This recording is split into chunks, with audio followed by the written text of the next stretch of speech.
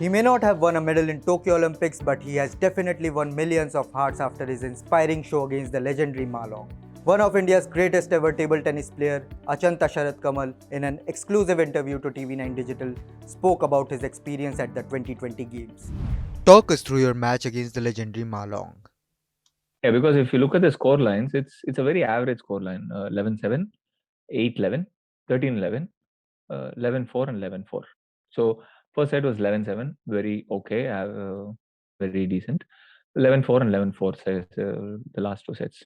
But then everybody's talking about that match. That's the only thing, because I fought there, I fought it out, and I put so much of pressure on my opponent, Malong, that I could literally see that, he had come under pressure. So I got him cornered into the space I wanted him to get into.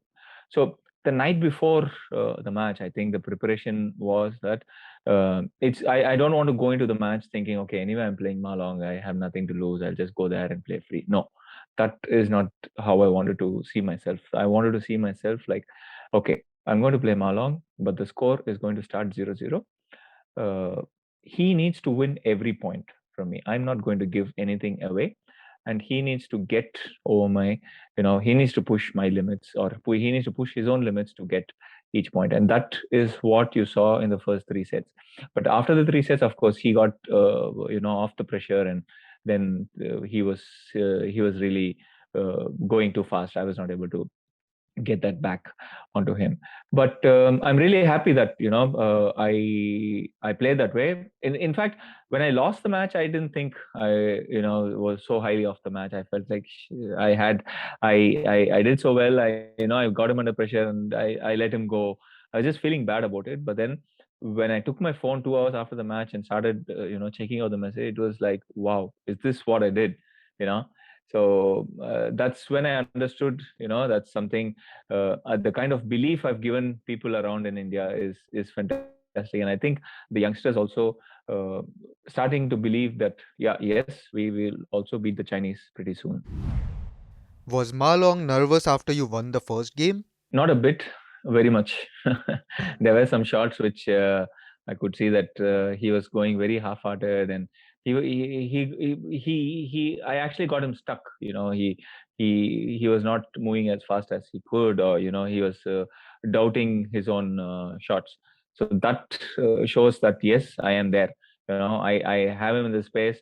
It's just I need to nail him down now. And when I had to do that.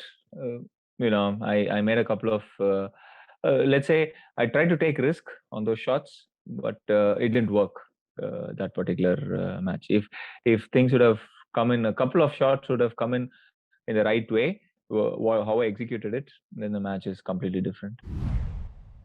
What was the thought process behind your attacking brand of game in Tokyo Olympics? That's exactly what I did in the first match also, because also against Thiago Apollonia from Portugal, I haven't won in the last 15 years.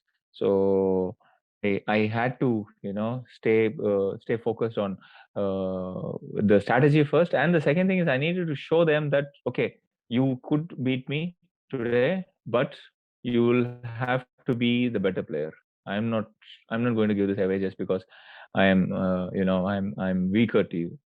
You just have to be better than me. Was this your best show in Olympics? Yes, of course, of course. Until now, what I've done, I think this is one of the best tournaments I've ever done also. So I'm really happy the way it's come out here, and this is also, giving me the right kind of motivation to carry forward also.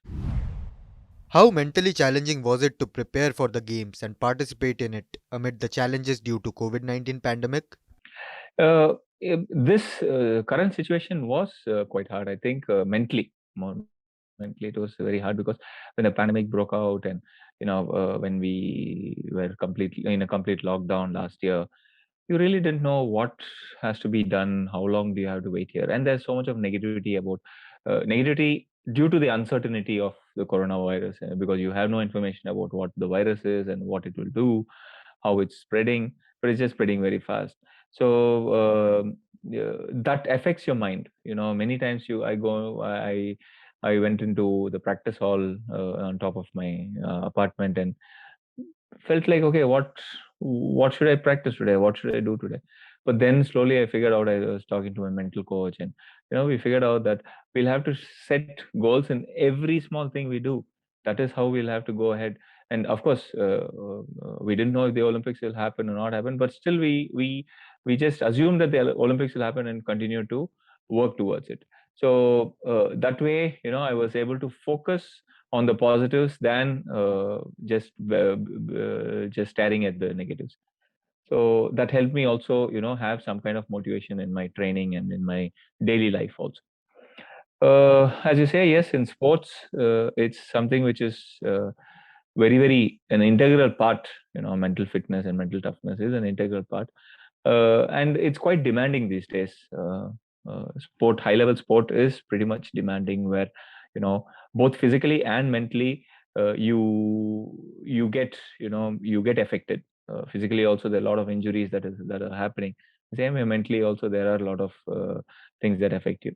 So we'll have to take it up, slowly. It depends on individuals. It depends on player to player. So how we can deal with it, and that is why we have professional help. And the most important thing is, I think we need to speak it out. I think really great that players like Naomi or Osaka Naomi and Simone Biles are coming out in the open and actually admitting that that's something which they're going through. And even Rafael Nadal when said the same thing, cited the same reason for pulling out of Wimbledon and the Olympic Games. So that's something which all the players are going through these days, and it's just more out in the open. At 39, do you still feel the drive to be back for Paris Games in 2024? The hype was given saying that this is my last Olympic Games by the press and media. I never told that this is going to be my last Olympic Games. It's just they just assume that, okay, 39 years old, it has to be his last Olympics. But I'm at the peak of my fitness now, and I think the mental space I have with the kind of experience that I have, I'm able to do my best. So for sure, I'm going to go in for the Commonwealth Games and Asian Games, which is just 1 year from now. And from there, I'll take a look on how and what best my contribution can be for the forthcoming Paris Olympic Games.